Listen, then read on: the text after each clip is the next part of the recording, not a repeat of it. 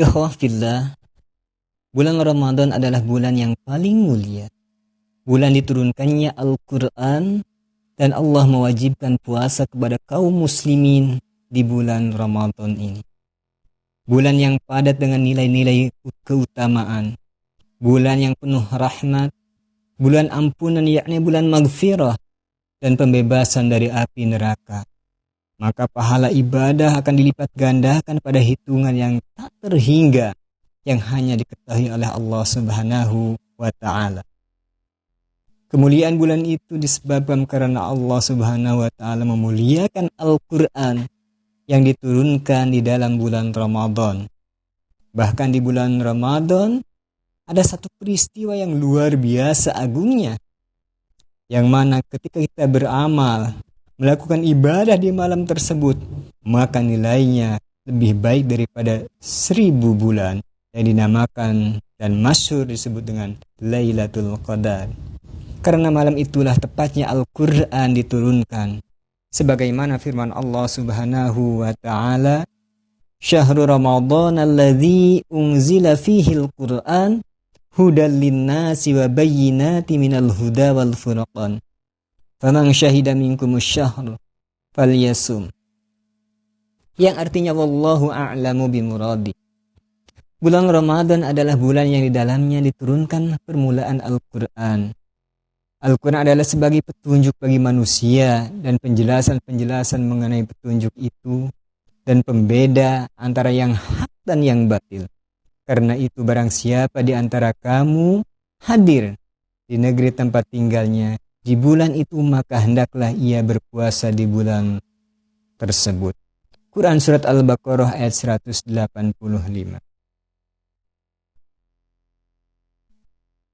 Ikhwan fillah, sebenarnya bulan suci Ramadan itu bukan saja bulan diturunkannya Al-Quran, akan tetapi kitab-kitab suci nabi-nabi terdahulu juga diturunkan di bulan yang mulia itu. Seperti kitab Taurat yang diturunkan kepada Nabi Musa alaihi salam. Kitab Taurat yang diturunkan kepada Nabi Musa alaihi salam. Kemudian kitab Jabur yang diturunkan kepada Nabi Daud alaihi salam. Kitab Injil yang diturunkan kepada Nabi Isa alaihi salam. Dan suhuf-suhuf atau lembaran-lembaran yang disampaikan kepada Nabi Ibrahim. Itu semuanya diturunkan di bulan suci Ramadan. Sebagaimana yang dijelaskan dalam salah satu riwayatnya, bahwa suhuf Ibrahim itu diturunkan di malam pertama di bulan Ramadan. Kemudian kitab Taurat itu juga diturunkan di malam yang ke-6 di bulan suci Ramadan, 700 tahun sebelum suhuf Ibrahim. Kemudian kitab Zabur diturunkan di malam yang ke-12 di bulan suci Ramadan, 500 tahun sebelum kitab Taurat. Dan kitab Injil itu diturunkan di malam yang ke-18 di bulan Ramadan, 1200 tahun setelah kitab Jabur. Dan yang terakhir kitab Al-Quran. Kitab Al-Quran diturunkan di malam yang ke-27 di bulan Ramadan setelah 620 tahun sesudah kitab Injil. Dan semuanya itu diturunkan di bulan suci Ramadan. Ikhwah fillah yang senantiasa mengharap ridho dan maghfirah dari Allah Subhanahu wa Ta'ala. Sebenarnya banyak hadis-hadis Nabi Shallallahu Alaihi Wasallam yang menjelaskan tentang keutamaan dan fadilah bulan suci Ramadan. Maka di antara sabda Nabi Shallallahu Alaihi Wasallam yang artinya apabila datang malam pertama dari bulan Ramadan, maka semua pintu-pintu surga dibuka. Selama 1 bulan penuh, tidak satu pun ada pintu surga yang ditutup. Dan pintu neraka ditutup. Dan Allah Subhanahu wa Ta'ala memerintahkan, memanggil dengan seruan ilahi untuk menganjurkan, wahai orang yang mencari kebaikan, maka menghadaplah. Wahai orang yang mencari kejahatan, tahanlah. Lalu ia berkata, hal min sa'ilin, adakah orang yang memohon ampunan? Maka aku ampuni. Adakah orang yang meminta? Tentu dia akan dikabulkan permintaannya. Adakah orang yang bertaubat? Tentu akan diterima taubatnya. Dia memanggil dengan panggilan Rabbani itu. Tidak henti-hentinya menyerukan begitu sampai fajar terbit, waktu subuh tiba. Setiap malam hari pada saat berbuka, Allah Subhanahu wa Ta'ala membebaskan sejuta orang dari neraka yang sebelumnya sudah wajib mendapatkan siksa. Dan juga diriwayatkan dari Salman Al-Farisi radhiyallahu an bahwa Rasulullah sallallahu alaihi wasallam berkhutbah di hadapan kami pada hari terakhir dari bulan Sya'ban. Wahai sekalian manusia, benar-benar telah menaungi kamu sebuah bulan yang besar, sebuah bulan yang mulia.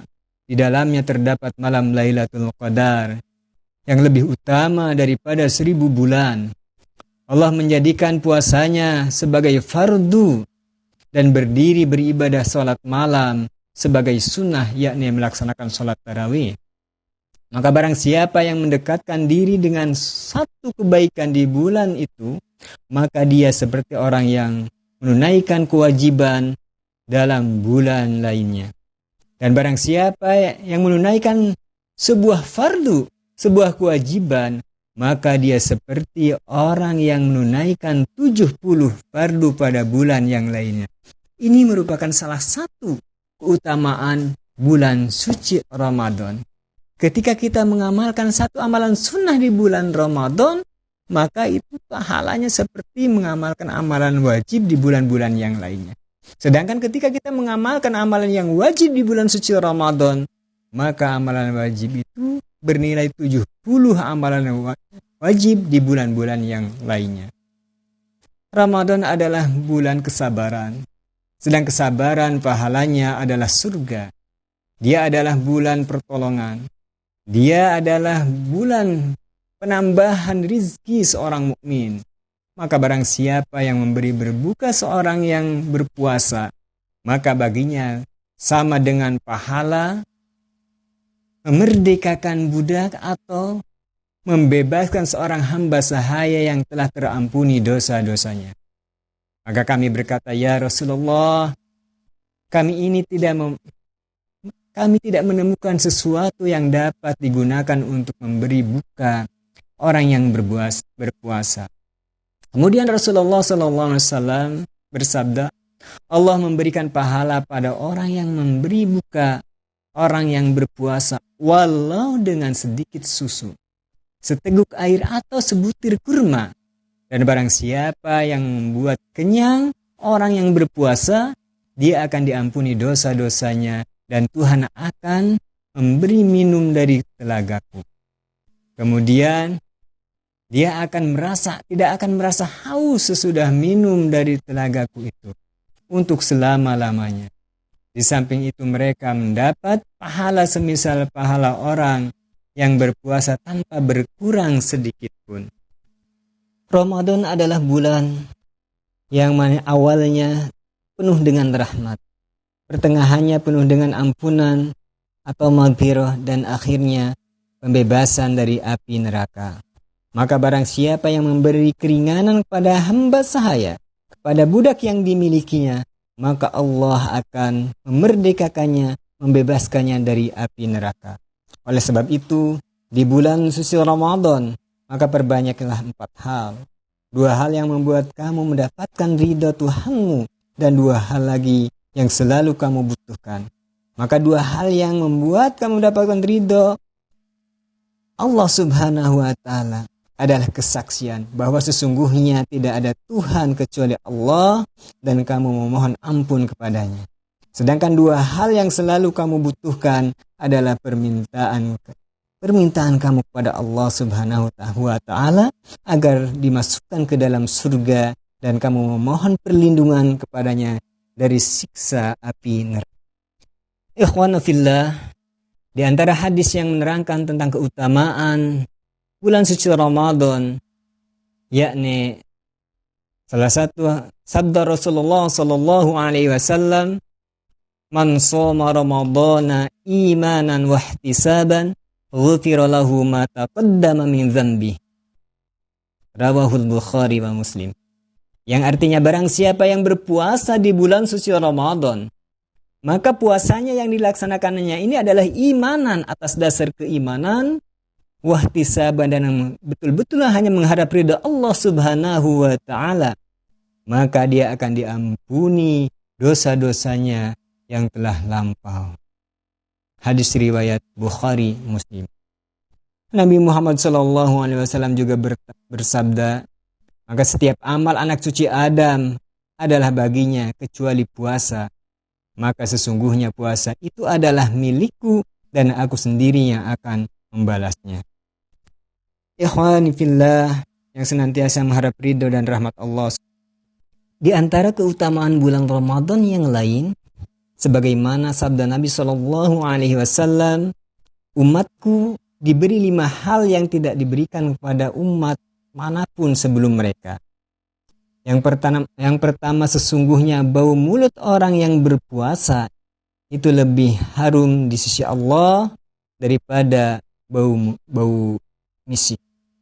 Kemudian malaikat-malaikat memintakan ampun untuk mereka sampai mereka berbuka, dan setan-setan terlaknat dibelenggu.